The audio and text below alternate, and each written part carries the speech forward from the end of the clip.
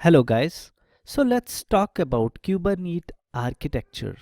But before that, let's take a minute to first see the diagram which on the screen which will help us understand the architecture.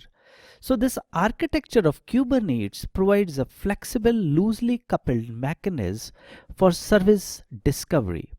Like most distributed computing platforms, a Kubernetes cluster consists of at least one master and multiple compute nodes. The master is responsible for exposing the application program interface, scheduling the deployment, and managing the overall cluster.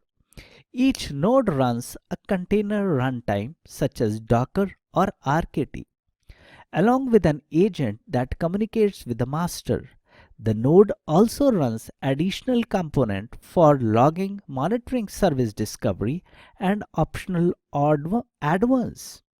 Nodes are the workhorses of a Kubernetes cluster. They expose compute networking and storage resources to application. Nodes can be virtual machines running in a cloud or bare metal server running within the data center. A pod is a collection of one or more containers. The pod serves as Kubernetes core unit of management. Pods act as the logical boundary for containers sharing the same context and resources.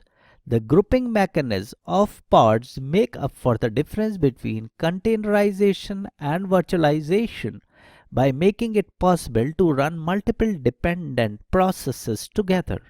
At runtime, pods can be scaled by creating replica sets, which ensures that the deployment always runs the desired number of pods. Now, replica sets deliver the required scale and availability by maintaining a predefined set of pods at all times. A single pod or a replica set can be exposed to the internal or external consumer via services. Services enable the discovery of pods by associating a set of pods to a specific criterion. Pods are associated to services through key value pair called labels and selectors.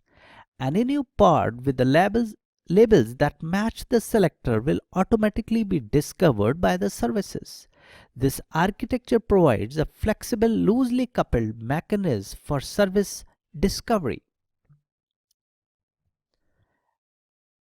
In the next lecture, we would be talking about a brief 40,000 feet above overview of Kubernetes master before entering in at a granular level.